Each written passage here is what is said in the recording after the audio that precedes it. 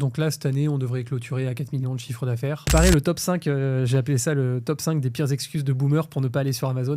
On vend dans le commerce physique, qui devait soi-disant disparaître.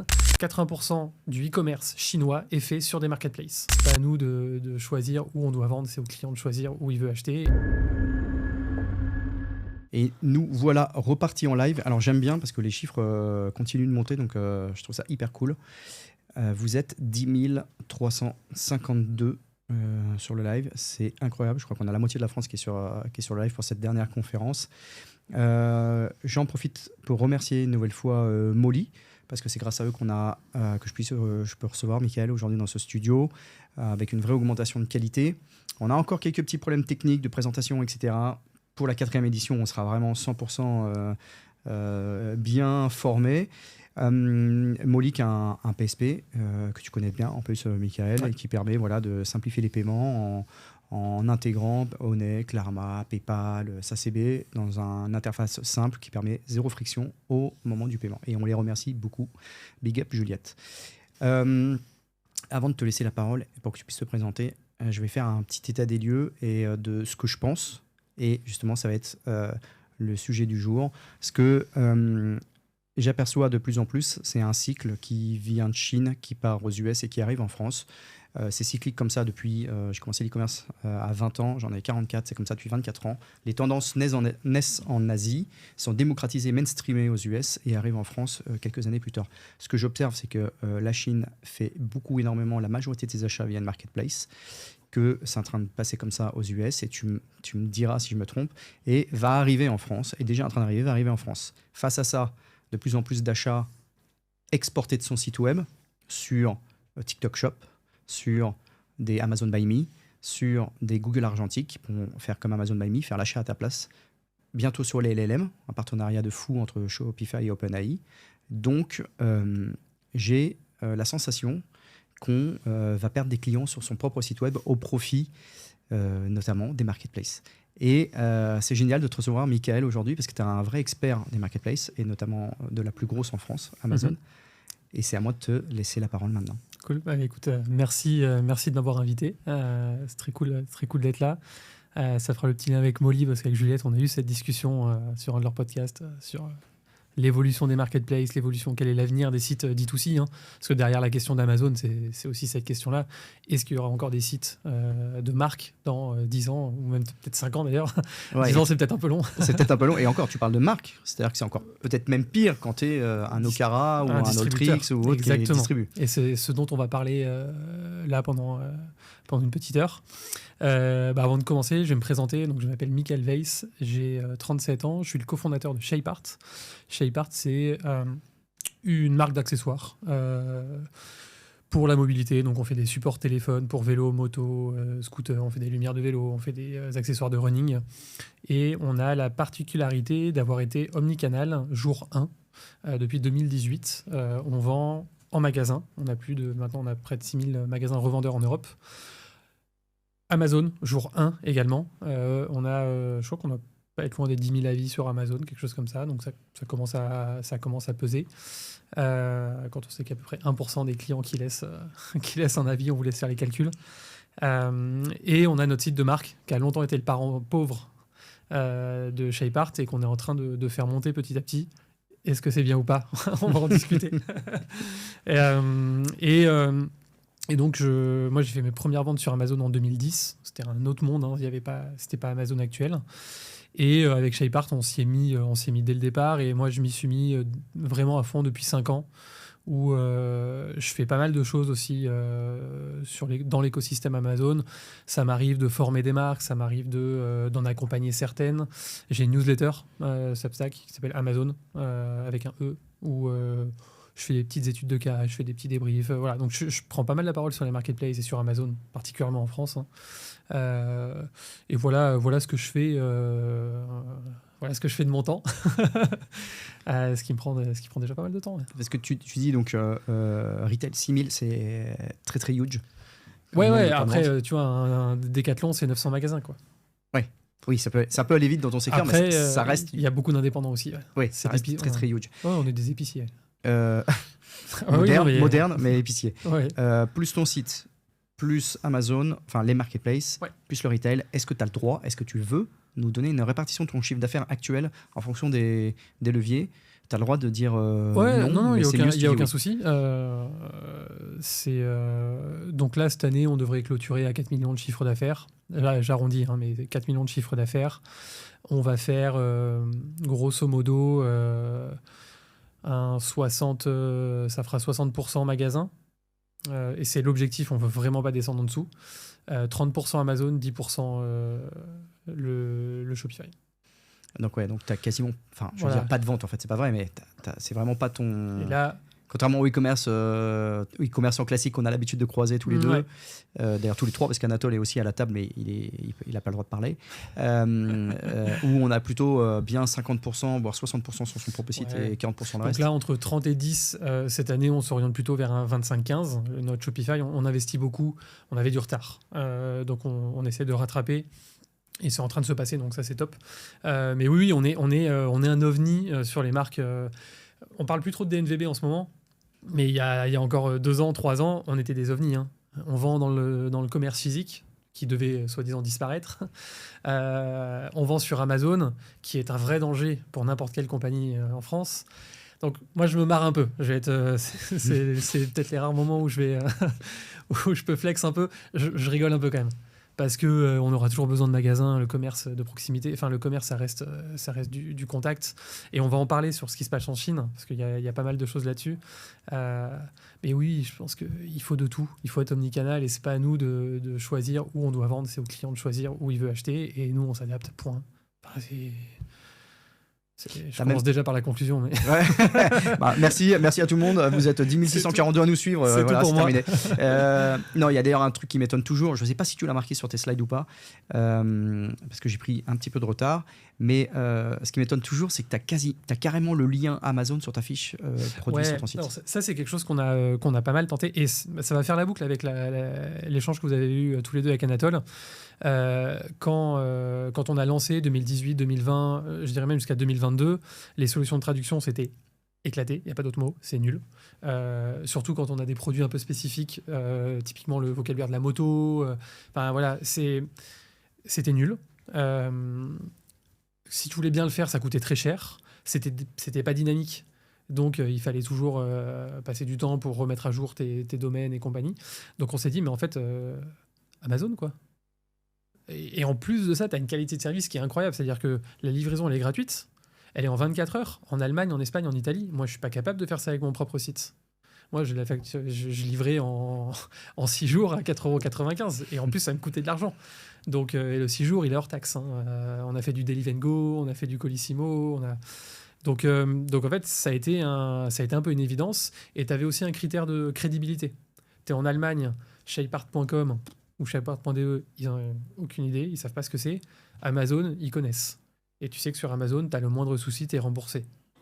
Donc ça nous a beaucoup aidé sur l'international. C'est aussi pour ça qu'on l'a fait, c'est pour ça qu'on a mis beaucoup Amazon en avant. Et après, j'en parlerai, il y a d'autres critères qui font qu'on l'a fait, le trafic externe qui apporte beaucoup de jus, SEO dans Amazon. Ça, on va en parler, ouais, on peut en parler. Ok. Et donc, pour reprendre ton intro, effectivement, on observe un peu tous qu'il se passe beaucoup de choses en Chine, qu'une grande partie arrive aux États-Unis, puis en Europe. Moi, comme ça, en préparant, il y a un sujet qui m'a fait tilt, c'est le paiement avec le téléphone. Ouais. WeChat. Non, mais nous, là, je sais pas, téléphone, même un Apple Pay c'est pas démocratisé encore en France. C'est pas démocratisé. Et on connaît tous plein de gens dans notre entourage qui sortent la carte. Ah ouais. Et le sans contact, c'est sympa, mais il faut refaire le code toutes les 10 transactions ou 5. Et en fait, tu dis ça à un Chinois, il te rit au nez, quoi. Tu dis oui, vous êtes le pays d'Internet, la fibre, tout ce que vous voulez, mais vous savez pas payer, quoi. Donc, et ça, c'est un peu, on le voit dans le e-commerce. Et donc là, le but en intro, ce que je voulais juste partager quelques chiffres sur les marketplaces dans le monde. Et déjà, le poids des marketplaces dans le e-commerce. Ok. Oui. En Chine, c'est 80%. 80% du e-commerce chinois est fait sur des marketplaces. 20% sur les sites de marque. Ok. Sur les chiffres, hein, vous m'en voudrez pas, de 6 mois à l'autre, ça peut changer fortement, mais ça donne ce sont les bons ordres de grandeur. Donc il y a 3 géants, il y a 3 sites qui font ces 80%, hein, grosso modo. Donc c'est le groupe Alibaba, avec Taobao et Tmall. Donc il y a une version B2C, une version B2B, une version de chip, une version marque, hein, grosso modo. On a JD.com, qui n'a rien à voir avec celui qu'on connaît des sneakers, hein, qui est un indépendant, qui pèse assez lourd, hein, quand même, qui est très concentré consumer electronics, c'est un Fnac Darty, on va dire, hein, si on prend un équivalent français. Et on va avoir Pinduoduo, qui, lui, appartient à Temu. C'est cheap, voilà. Voilà. Même pour la Chine, c'est considéré comme cheap. Donc, ça donne un peu une idée. Aux US, on est plutôt à 40, 48, 50%. On passe de 80 à 50%. Évidemment, aux US, Amazon, c'est colossal. Hein, c'est 38% du e-commerce aux US. Ouais. Y a Walmart qui est en train de faire une grosse percée. C'est en train de vraiment de pousser fort. On pourra en reparler, notamment parce qu'Amazon a des conditions qui sont assez dures pour les sellers. Donc Walmart est en train de pousser très fort. Et après, le numéro 3 aux US, c'est la petite exception. C'est un site de marque. Je ne sais pas si tu peux le deviner. On les a mentionnés il y a quelques secondes. Apple. Ouais, Apple. Tu vois, c'est assez colossal. C'est fou. C'est fou. Ouais, ça c'est une très très bonne stat. Et en Europe, on est plutôt autour de... Alors en Europe, ça bouge très vite. On est plutôt... le consensus, il est autour des 32-33%. Ouais, c'est ça. J'avais un petit peu plus 80, en tête. 50. Ouais, alors ça bouge beaucoup. Hein. Ça bouge très vite. Mais j'ai des super stats derrière. Il y a Eskimos qui vient de faire une étude avec Ipsos. Vous allez voir, en France, il y a des choses hyper intéressantes. Donc en gros, voilà, 80, 50, 30 pour avoir ça en tête. Et en Europe, Amazon. Hein. Ouais. Amazon qui pèse un gros 20%. Et d'ailleurs, pour toi, il y a une autre marketplace qui serait émergente. Non, alors dans les stats, c'est eBay la deuxième, mais je pense que c'est notamment les marchés, notamment l'Allemagne, l'Angleterre, qui résistent un peu. Ouais, et puis très secondement, j'imagine. Ouais, et non, celui qui est en train de pousser fort maintenant, c'est Temu. Hein. Ouais. C'est Temu qui est en train d'arriver. Hein. Donc ça a posé, on pourra en parler, il y a pas mal de sujets là-dessus. Mais donc... Oui, il y a d'ailleurs beaucoup de sujets. Juste un petit coup de ralage, parce que c'est vrai que dans les différentes conférences où je passe, là, on voit les chiffres sur l'e-commerce qui repartent. Voilà. Si on enlève ce qui vient de Chine, je pense que l'e-commerce français n'est pas, pas au grand top. Ouais, ça, c'est pareil, c'est très important. Donc, si on parle... Je digresse un peu, c'est pas grave. Ce qui se passe actuellement sur l'Europe en e-commerce, il faut faire très attention aux chiffres à cause de Temu, à cause de Chine. Parce que donc aux États-Unis, ils viennent d'abroger la loi des minimis. Donc, c'est-à-dire que jusqu'à présent, tous les colis de moins de $800 étaient exemptés de douane. Vous êtes au courant que les droits de douane, ils ne sont plus à 5% ou à 10%. Ils sont plutôt à 30% en ce moment, ce qui change un peu la donne. Et donc, la loi des minimis a complètement sauté. Et donc, en gros, Temu, Chine, ils ont coupé leur budget publicitaire aux États-Unis et les ont basculés sur l'Europe. Ouais, on le voit. Et donc, on le voit. Je crois que la stat, c'est 25% des colis Colissimo, c'est Chine et Temu. Ouais. Enfin, donc, il faut faire très attention aux stats sur le e-commerce. C'est très, très biaisé, surtout que c'est du chiffre qui est subventionné. Hein. Enfin, ouais, ils ne payent pas les frais de transport. Hein. Ils ne payent pas les frais de transport, il n'y a pas de douane, il n'y a pas de taxes, il n'y a rien. Enfin, donc, donc, faut être, quand on dit le e-commerce va hyper bien. Ouais. Bon. Mais surtout qu'ils sont là depuis maintenant, depuis que tu l'as dit, hein, depuis la fin de l'augmentation des taxes. Surtout les budgets marketing sur Google et sur Meta ont explosé. Ça a switché le 2 mai, si je ne dis pas de bêtises. Oui, c'est ça. Ouais, depuis le 2 mai, je crois qu'on est à plus de quasiment sur certains secteurs 20% d'augmentation des CPC. Hein. C'est colossal. C'est colossal. Donc ça, c'est le poids des marketplaces. Et il y a un autre critère, et je vais vraiment, s'il y a une chose à retenir de cette conf, il y en aura plusieurs, mais j'espère. Mais une petite pépite quand même maintenant. Plus que le poids des marketplaces, c'est le poids des marketplaces dans la recherche produit. Et ça, c'est un point qui est essentiel. Peut-être qu'en Europe, on est encore, ce que je disais, 70% du business est fait sur des sites autres que les marketplaces, mais la recherche produit, ce n'est pas le cas. La recherche produit, elle est énorme sur le marketplace. Donc, si on parle en recherche produit, en Chine, c'est quasiment 90%. La recherche produit démarre sur une marketplace. Aux US, c'est 60%. Et c'est notamment Amazon. Donc je vous disais, aux US, Amazon, ça pèse un 40%, sauf que ça draine 60% des recherches. Et en Europe, c'est 50%. Donc c'est colossal.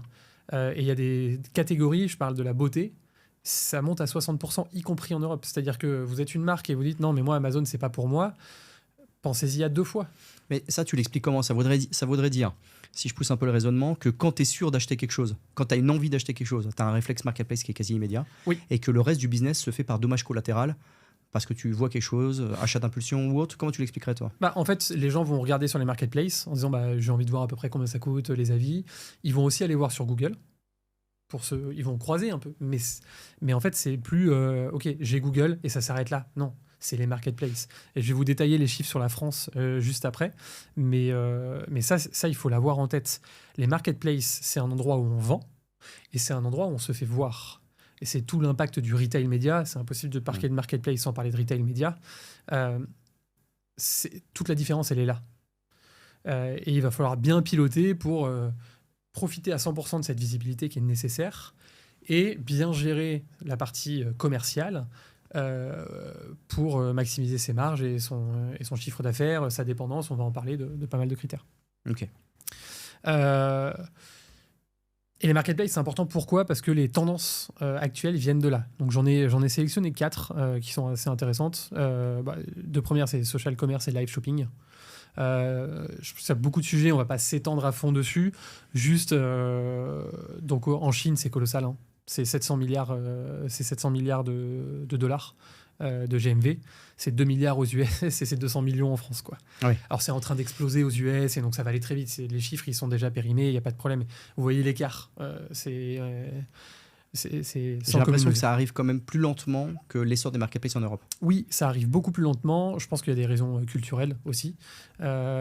Et après, je pense qu'il y a une raison aussi, on peut parler de TikTok Shop. C'est d'ailleurs marrant que tu dises que c'est culturel, alors qu'on est l'un des pays qui consommait nos grands-parents, le plus sur le live shopping à la télé, sur le télé-shopping. Ouais. Tu vois, Ouais, c'est marrant, on a oublié cette période de notre culture française. Ouais, le téléachat a disparu, ouais. Alors que ça rythmait beaucoup de matinées.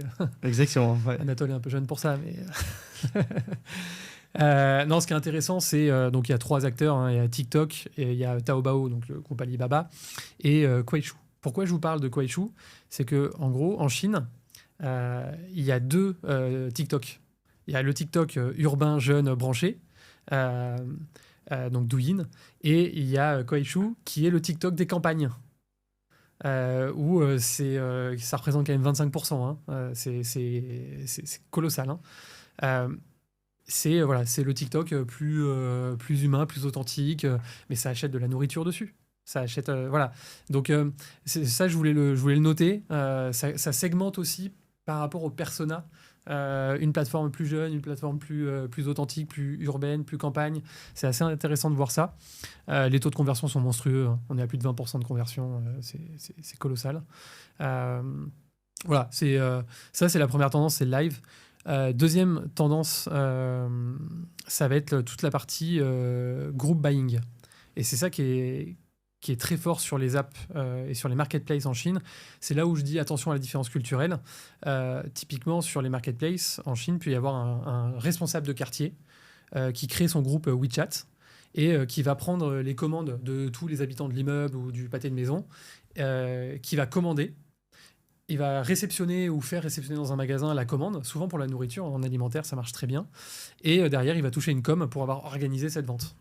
Ok.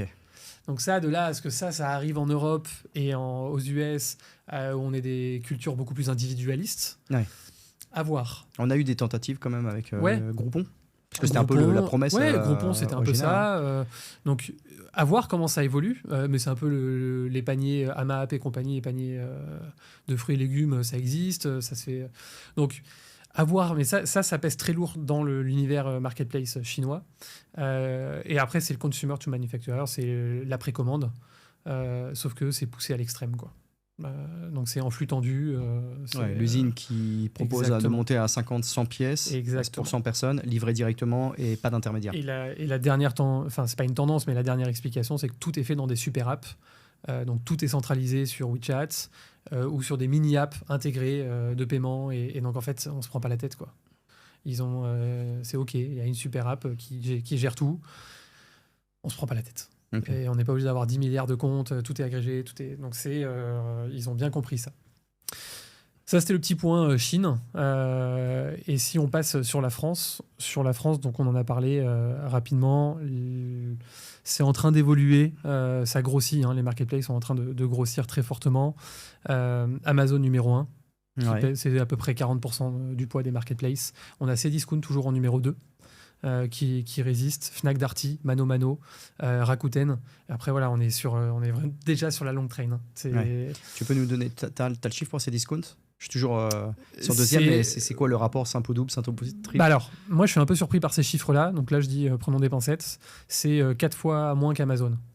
Nous, à titre d'expérience, sur toutes les marques que j'ai pu croiser sur Shapeart, moi, j'ai plutôt un ratio de 1 à 100. Ouais.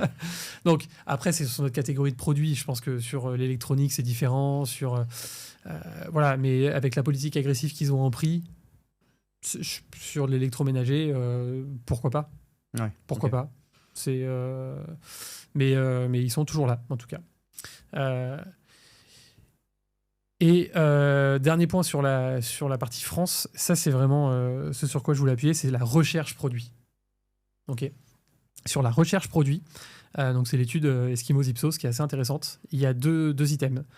Un, c'est quand je cherche un produit, par quel canal je commence. Google, donc là à date, Google c'est encore 58% et 40% pour Amazon. Okay. 15% pour les réseaux sociaux. Sur de la recherche produit, donc déjà 40%, est-ce qu'on a envie de s'en priver ? Ouais, ça pique. Non. Ça. Quand c'est pour acheter un produit, on est à 55% sur Amazon, 44% sur Google. Je vous sortirai des stats tout à l'heure sur Amazon, sur les taux de conversion.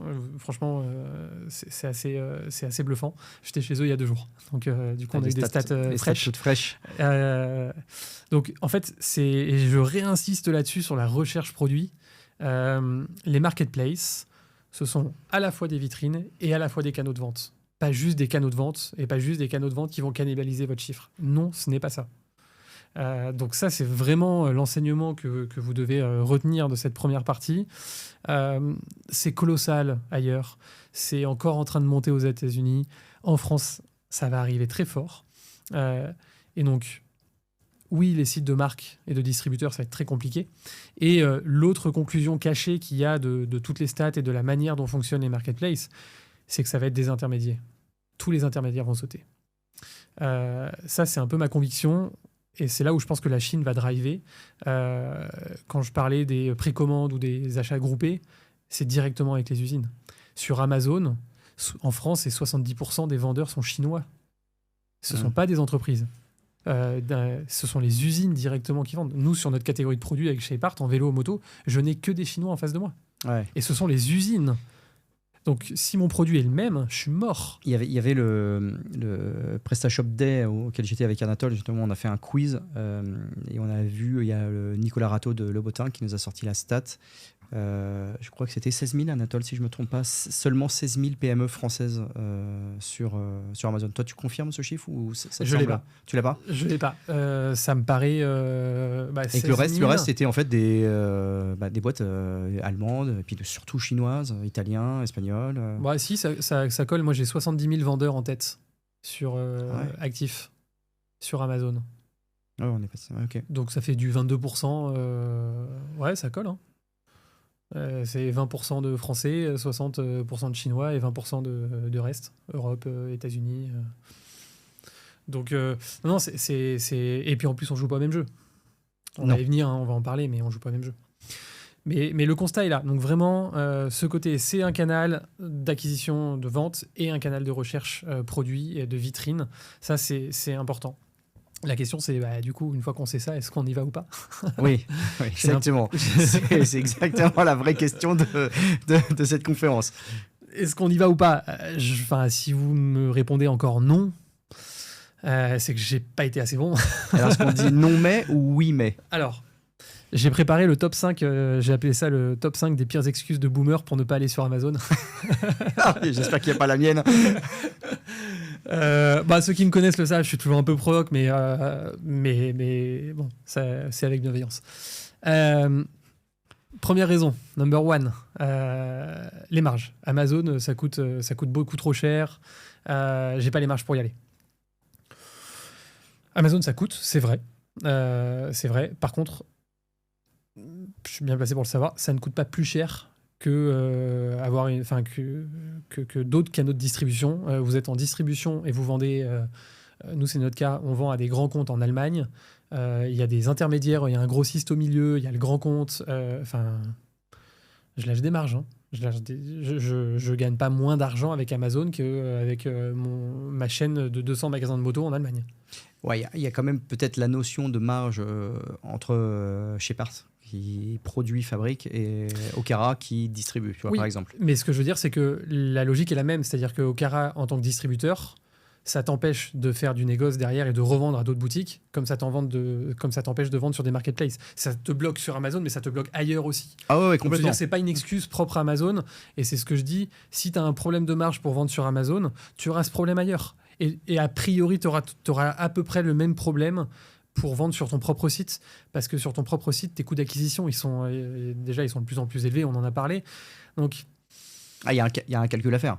Il y a des vrais calculs à faire. Et puis, reparlons de l'étranger. Ça coûte combien d'avoir un entrepôt dans chaque pays Amazon est imbattable sur les coûts de livraison. Donc, les marges, il y a certains produits, on va en parler, c'est vrai qu'ils sont compliqués à travailler sur Amazon. Il y a quelques marques qui n'ont pas besoin d'aller sur Amazon. J'ai mis des exemptions. Mais de dire « j'ai pas les marges pour aller sur Amazon », pour moi, c'est le premier red flag pour dire « j'ai pas les marges pour que ma société vive 2 ou 3 ans hein. ». Clairement. Deuxième point, c'est la cannibalisation. Ah non, je vais pas sur Amazon, ça va me piquer des clients. Attends, ça en fait déjà 2 que j'ai sur les 5. J'ai vraiment un boomer. Ouais, non, c'est... Mais c'est logique. Encore une fois, il y a beaucoup de méconnaissances. Mais oui, tu vas avoir de la cannibalisation. Oui, mais pas 100%. Et je trouve que d'avoir cette logique de dire c'est mes clients, je les veux sur mon site, bah, c'est un peu réducteur, quoi.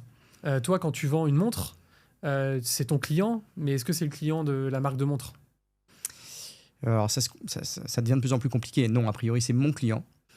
Et c'est vrai que j'ai tendance à aussi le fidéliser, et on peut imaginer, c'est de moins en moins vrai, mais que la fidélité te permet de faire une acquisition plus réduite au fil des années. Parce que Amazon, ça te recoute le même prix à chaque fois. Donc c'est un coût d'acquisition qui est unique et immédiat, si tu veux, par rapport à un client que tu peux fidéliser. Une fois que tu peux acquérir un client sur Amazon et il va recommander chez toi, c'est ce qui se passe beaucoup sur les compléments alimentaires. Le repeat va se faire sur le site de la marque. Oui, c'est-à-dire qu'un peu comme le retail, puisqu'en fait la logique, on peut se poser la même question, mais les gens se disaient exactement la même chose avec le retail, c'est de savoir aussi en baser en dehors du site, puisqu'il ne vient pas sur ton site. Oui, exactement. Ça, c'est les stats qu'on a sur. Il y a des catégories de produits, notamment dans la beauté. 20% des clients qui achètent des produits de beauté sur Amazon n'achètent que sur Amazon. Est-ce que tu es capable, en tant que marque, de te couper de 20% d'un marché ? À quel prix ? Je ne sais pas, mais en théorie, non. Moi, non. Donc, et encore une fois, je reprends l'argument des recherches. C'est-à-dire que tu peux être malin aussi, ne pas tout mettre sur Amazon. Il y a des manières de faire, on va en parler. Mais de dire, ça va cannibaliser mon business, j'y vais pas, c'est vraiment regarder une toute petite partie un peu du problème. 3, la concurrence. Ouais, la concurrence, il y a trop de concurrence. J'allais faire la neige, elle est trop molle, quoi. Non, mais oui, il y a de la concurrence. Et effectivement, si tu as le même produit que ton fournisseur chinois, bah oui, lui, il vend en direct sur Amazon 3 fois moins cher que toi. Donc, il va falloir te démarquer d'une autre manière. Là où je suis d'accord sur la concurrence, c'est pour ça que je mets un peu de nuance quand même, c'est parfois déloyal. Quand tu vends face à une usine chinoise qui ne paye pas de taxes, qui n'a pas les mêmes contraintes, ne serait-ce que légales, administratives, et que 1 euro de marge pour elle, c'est 10 centimes pour nous, oui, on ne joue pas au même jeu. Ouais. Donc, mais ça, c'est pas de la faute d'Amazon, quelque part. Mais pour le coup, c'est pas la faute d'Amazon. On a la même chose sur de plus en plus de marketplaces. Voilà, mais voilà, c'est pour ça que la concurrence, je fais attention. Je nuance. Il y a deux sujets sur la concurrence. Ensuite, la dépendance. Je veux pas être dépendant d'Amazon. Je continue mes petites images. C'est le mec qui va à la salle de sport et qui dit non, moi, je vais pas à la salle de sport. J'ai peur d'être trop musclé. enfin mec, avant de gagner du muscle à la salle de sport, faut y aller longtemps. Avant de faire des millions sur Amazon, faut s'y coller quand même. C'est pas je me branche et d'un coup je vais faire du chiffre. Donc, avant d'être dépendant d'Amazon, déjà il va se passer un peu de temps. Et surtout, c'est quoi la différence entre être dépendant d'Amazon, de Decathlon, de Boulanger, de ton site ou de l'acquisition Meta Google? Oui. Genre, en e-commerce, on est dépendant de quelqu'un. On Ça, est c'est forcément obligatoire. dépendant. On paye un loyer dans tous les sens. Et donc, cet Alors, argument-là, j'ai un peu du mal. Alors, c'est vrai que tu peux être dépendant. D'ailleurs, on a un bon exemple en tête qui a quitté et puis qui est revenu il n'y a pas si longtemps. Oui. Force de prouver que tu peux être dépendant parce que tu n'as pas envie de perdre ce chiffre d'affaires. Mais est-ce que c'est un problème? Ça, tu as raison, c'est la vraie question. Encore une fois, c'est une question de calcul. Si c'est rentable, soyons dépendants. Moi, je le suis du search. Je pourrais très bien l'être d'Amazon. Ça pose aucun problème. Oui, bien sûr. C'est pour ça. C'est juste après, il faut avoir conscience des choses. Mais encore une fois, avant d'être dépendant d'Amazon, faut envoyer du chiffre, quoi. Ça se fait pas comme ça. Ouais, faut être Nike, par exemple. Faut être Nike. Nike qui est parti d'Amazon, qui est revenu là, qui a annoncé son retour, parce qu'ils se sont bien rendus compte que le D2C, non, ça marchait pas. Ça marchait plus. Même Nike plafonne. Ouais, il faut un petit pivot. Eux, ils reviennent sur Amazon et ils reviennent en boutique parce qu'ils avaient fermé plein de ventes. Et ils réouvrent des points de vente. Ouais, surtout, ils assouplissent les conditions commerciales avec les grands comptes un peu partout en Europe. Ouais. Donc il y a un moment, et tu vois, c'est le dernier point. Je prenais l'exemple d'Apple et Nike.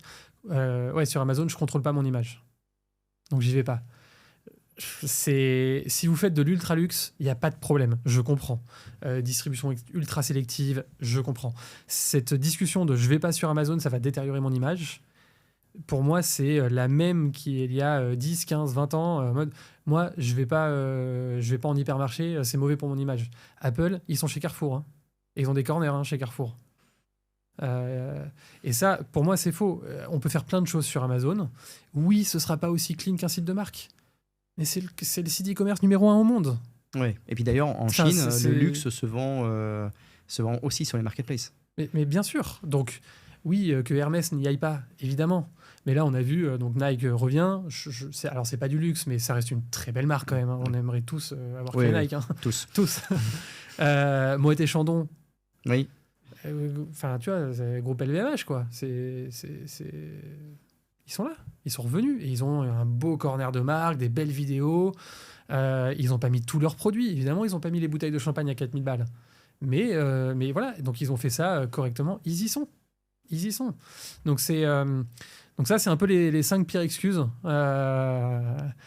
que j'entends trop souvent et qui sont un peu en mode facile. Du coup, j'ai plus de problème avec Amazon. J'ai pas besoin de réfléchir au problème Amazon.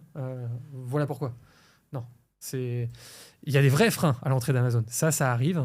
La réglementation là, j'ai une marque, un ingrédient qui est une marque de thé, un ingrédient qui est banni d'Amazon. Pour des raisons obscures, allez, bam, tous les produits sautent, c'est trop compliqué, pas de souci. Si on a des licences exclusives, si on a, il peut y avoir pas mal de choses qui permettent sur la partie réglementation, ils sont très très à cheval Amazon. C'est tous les numéros REP, IDU et compagnie, les autorisations, les certifications pour le bois, le verre. Franchement, c'est très complexe. Donc, si vous n'êtes pas au clair là-dessus, Amazon, vous oubliez.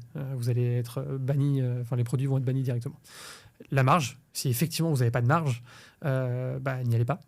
Mais dans ce cas-là, posez-vous des questions pour la suite. Si vous avez des problèmes de supply, ça c'est pareil.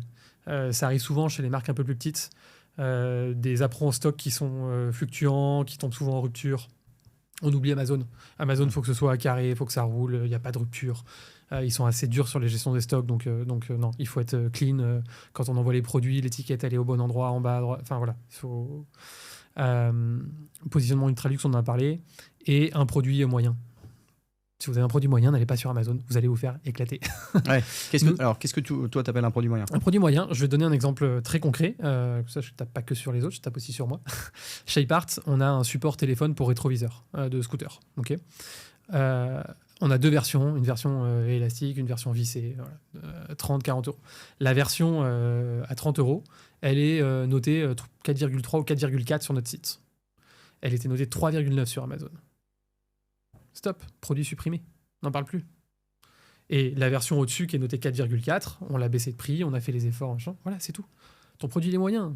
Tu vas galérer. Moyen en termes d'avis client, en fait. D'avis client, c'est pas assez différenciant. Ou... C'est ça ce que je dis, un produit moyen. C'est pas un mauvais produit. C'est pas que vous êtes en train d'arnaquer les gens. C'est juste que si vous vous différenciez pas de ce qui se fait, il y aura toujours moins cher. Donc si vous différenciez pas de ce qui se fait, encore plus maintenant avec Temu et AliExpress que les gens utilisent de plus en plus, on est cuit en fait. On est obligé de se différencier. Et la différenciation, ça peut être le prix. Ça, on sait que c'est dur. Ça peut être les caractéristiques produits. Et ça peut être aussi quelque chose, si certains cherchent des bonnes idées de business, il y en a une là, c'est de jouer sur les conditions logistiques. De faire le même produit, mais juste avec un packaging qui est réduit pour réduire les frais et augmenter les marges, ça change tout. Je peux citer Novoma, qui est une marque de compléments alimentaires. Ils ont explosé sur Amazon quand ils ont sorti leur nouveau format. Au lieu d'avoir le pot gélule qu'ils ont toujours, qui cartonne, pour Amazon et Marketplace, ils ont sorti un format blister qui rentre en format enveloppe. Ça a tout changé. Ouais, plus de marge. Bah oui, parce que tu n'as pas les mêmes coûts logistiques. Ouais. Que ce soit de l'usine à tes entrepôts, de l'entrepôt à Amazon chez le client. Et en fait, tu gagnes à toutes les étapes. Oui, en plus, blister, ça rentre en boîte aux lettres. Exactement. Donc, pas de et perte. donc, c'est pour ça que quand je parle de différenciation, je ne parle pas forcément que de prix ou que de produits. Il y a d'autres manières de l'imaginer. Ouais, c'est très malin. Et le grand classique, alors c'est dommage qu'on puisse pas le montrer à l'image. Le dernier grand classique que j'adore, c'est nous, on veut pas être sur Amazon et on n'ira pas. Et là, tu tapes le nom de la marque et la marque, elle sort sur Amazon. Et bien sûr. Et, moi, alors, j'ai le problème avec plein de Twinings, fournisseurs. Respire, il y en a plein, Les Secrets de Loli. Et ça, c'est... et ce qui est le pire là-dedans, là, j'avais fait l'exemple avec Twinings, c'est que les pubs qui sortent, c'est la pub des concurrents. Et les produits qui sortent, les images sont dégueu. Et les prix sont pas bons. Souvent beaucoup plus cher, puisque c'est des revendeurs qui vendent sur Amazon. Et qui prennent leur marge. Et qui prennent leur marge, plus c'est frais d'expédition. Et tu te retrouves, tu vois, Twinings, la boîte, elle sort à 8 balles au lieu de sortir à 2, quoi. Donc ça, c'est vraiment le truc sur lequel il faut faire attention. Non, je veux pas être sur Amazon. Ouais, en fait, il y est déjà. Donc, allez, on se remonte les manches et puis on va faire bien. Et au moins, tu auras des beaux visuels et tu auras les bons prix. Ouais. Et après, si tu veux pas passer de temps dessus, pas de souci. Mais au moins, tu es là, tu es visible, ta vitrine, elle est faite. Et les gens qui cherchent ta marque, ils vont la trouver. Et ils vont pas tomber, tu tapes Twinings, tu tombes sur un truc de maté ou sur un truc de thé. C'est un peu dommage. Ouais. C'est un peu dommage. Donc voilà. Et le deuxième point, sur je veux pas être sur Amazon, c'est Buy for Me. Je sais pas si oui, bien sûr. t'en as entendu parler. Bien sûr. Donc là, ce qui va se passer, c'est qu'Amazon maintenant commence à scraper les sites de marque. Ok. Je vais revenir sur les pages produits.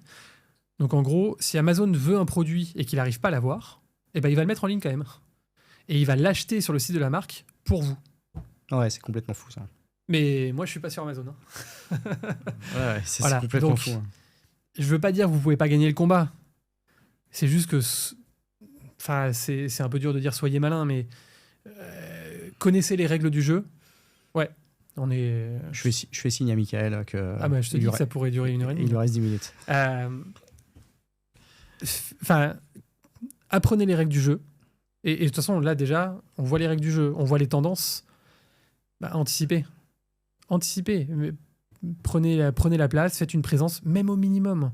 Mais soyez là, comprenez. Voilà, il faut apprendre à apprendre la plateforme. Et parce que j'ai envie de dire, c'est le futur, non, c'est le présent. Donc, pas de souci. Si votre site de marque cartonne, que la distribution en magasin cartonne, tant mieux. On ne sait pas comment ça va évoluer. C'est comme l'IA, il faut s'entraîner. C'est comme le TikTok Shop, il faut y aller. On verra ce que ça donne. Mais donc ça, il faut vraiment bien le faire. Et du coup, une fois qu'on décide d'y aller, comment on le fait ? Ça, c'est très important. Je prends un sujet qui est un peu le sujet que je vois trop souvent en mode j'ai un catalogue avec 100, 200, 300, 500 SKU. Je vais mettre mon flux, mon connecteur de flux, et je mets tout mon catalogue et puis je vois ce qui se passe. Donc ça, c'est le truc à pas faire, puisque les titres produits vont pas être les mêmes, les images vont pas être les mêmes sur Amazon. En fait, c'est ça qu'il faut comprendre. C'est que Amazon, c'est un moteur de recherche. Votre site, c'est pas un moteur de recherche. Amazon, c'est un moteur de recherche. Les gens vont taper un mot-clé dans la barre de recherche et il y a un résultat qui va sortir. Ce résultat, il va sortir tout simplement parce que l'algo a scrappé votre fiche produit et il va relever tous les textes, tous les visuels et il va voir les mots-clés auxquels vous êtes associés. Donc moi, quand je tape support téléphone moto, mon titre, c'est Shapeart, innovation française, support téléphone moto. Voilà, c'est le mot-clé principal, il est dans le titre dès le départ. Et ensuite, tout le contenu va être fait aussi là-dessus sur mettre des visuels qui soient compatibles avec les marketplaces. Et ça veut dire quoi être compatible avec les marketplaces ? C'est là où je sors la stat qui m'a sidéré. Sur Amazon, 28% des commandes sont faites en moins de 3 minutes. Ouais, c'est fou. 50% des commandes sont faites en moins de 15 minutes. Donc moi, c'est ce que je dis toujours aux marques qui me posent des questions sur Amazon. Quand vous faites vos visuels et votre listing, vous devez le faire déjà exclusivement sur mobile. Parce que c'est vrai qu'on n'a pas beaucoup parlé de mobile, parce que pour moi, c'est acquis. Vous le faites sur mobile. Et vous regardez sur WhatsApp quand vous êtes dans le bus ou dans le métro. Parce que c'est comme ça que les gens consomment. 3 minutes, c'est j'ai une idée, je tape le mot-clé dans Amazon ou sur une marketplace. Hop. Je compare 2 minutes. Je compare 2 minutes. Je vais pas scroller, développer les bullet points, à lire tous les trucs. Non, je vais scroller les 5 visuels. Si sur vos visuels, il n'y a pas de texte pour expliquer les bénéfices produits, les bénéfices utilisateurs, vous êtes mort. Ce n'est pas un site de marque. Donc c'est un peu, c'est un peu l'enfer des DA, clairement. Les gens disent oui, mais c'est moche. C'est moche. Allez voir Shapeart sur Amazon. On a mis une grosse flèche rouge entre la pochette et le support pour faire comprendre que ça s'aimantait. C'est moche. C'est ce qui convertit le mieux. Donc il y a un moment, je reprends un peu le truc de non, mais nous on est trop beau pour être sur Amazon, on est trop au-dessus. Il n'y a qu'une personne qui décide si vous êtes au-dessus, c'est le client. Ah ouais, clairement. Point. Ouais, donc, et d'ailleurs, il y a beaucoup de marques maintenant qui s'inspirent d'Amazon et qui font aussi des visuels. Le taux de conversion, tu connais le taux de conversion moyen sur Amazon ? Non, franchement. Donc on est autour de 20 sur les lives. C'est 10 sur Amazon. Voilà, tu vois, j'allais dire une connerie. Moi, j'allais penser 7-8 et je trouvais déjà ça fou. J'ai un petit produit tout con sur Shapeart, un produit de running sur lequel on est best-seller. Je suis à 25% de conversion.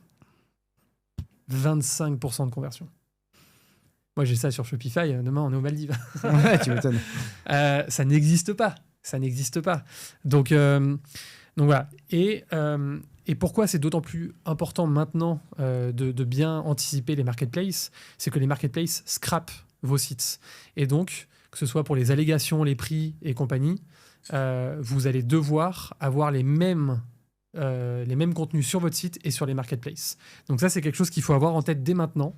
Amazon a commencé. Il y a déjà des marques qui ont reçu des avertissements sur un produit qui est supprimé d'Amazon parce que sur leur site, il y avait des allégations qui étaient pas OK, ou des prix qui sont déconnectés. Votre prix est déconnecté, Amazon supprime la buy box. Oui, parce qu'en fait aussi, Amazon maintenant scrape les sites pour aller vérifier exactement. Que ton prix public n'est pas plus haut ou plus bas. Donc le côté omnicanal, c'est dans la vente, c'est dans le marketing, c'est dans tout. Donc ça, c'est vraiment important.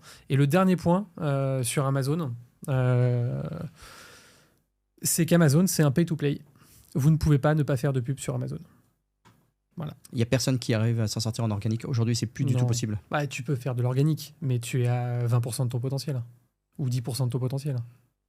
Donc, les très grandes marques vont réussir à faire 5-10% de budget Celles qui pub. sont recherchées déjà par essence. Mais à la limite, c'est pas très grave, parce que ce que vous dépensez sur Amazon, ça va sortir. Il y a les clients. Encore une fois, c'est omnicanal. Donc ça, il faut l'avoir en tête. Il faut faire de la pub sur Amazon. Et l'erreur que je vois très souvent, ne réfléchissez pas en budget. C'est pas je vais mettre 30 000 € de budget cette année en pub sur Amazon. Ça n'a aucun sens. Si vous avez un tacos à 50%, le faites pas. Réfléchissez en rentabilité. Je suis prêt à mettre X% de mon budget, de mon chiffre d'affaires en pub. Tant que vous gagnez, vous gagnez. Il y a des marques qui arrivent à faire des perfs incroyables avec 5, 6, 7% de budget publicitaire. Donc, il n'y a pas de problème.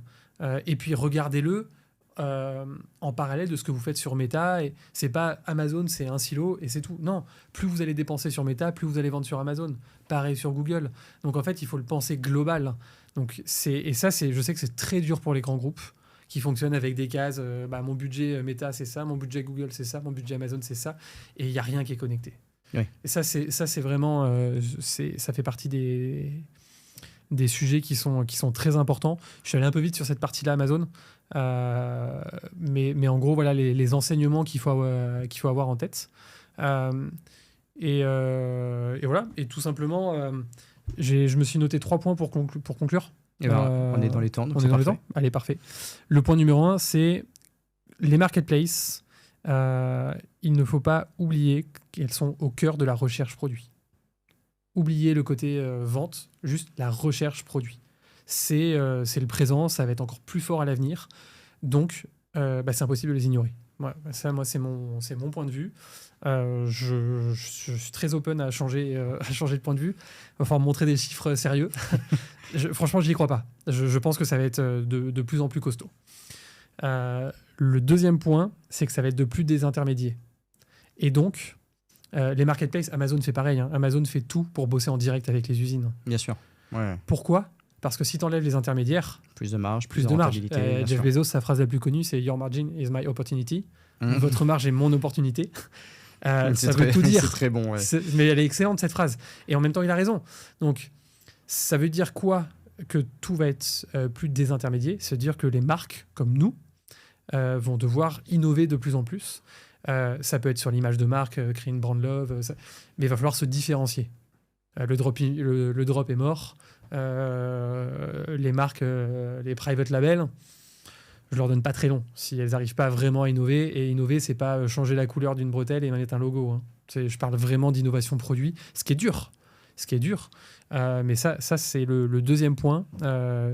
Toutes les marketplaces vont tenter de passer en direct avec les usines. C'est normal. Et le dernier... non, je les ai mixés, pardon. J'ai fait les deux en même temps. J'ai fait les deux en même temps. C'est la différenciation sans faille pour survivre. Voilà. Ça, c'est vraiment... Et je parle des marques. On peut parler de ton cas aussi. Je pense que c'est les questions que vous vous posez chez Okara. Oui, bien sûr. Bien sûr. Et peut-être que vous allez vous différencier par le service, par plein de choses. Aujourd'hui, hein, c'est un peu ce qui fait la force de notre enseigne au profit de Marketplace. Après, on a la chance d'avoir des marques qui ne vont pas encore sur les marketplaces. Donc, on a cette double protection.